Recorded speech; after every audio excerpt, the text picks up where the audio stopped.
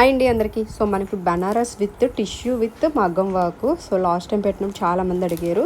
So చాలా బాగుందండి. చున్నీ కూడా మనకి లాంగ్ లెంత్ వచ్చింది. సో కలర్స్ అయితే మనకి 4 కలర్స్ అవైలబుల్ ఉన్నాయి.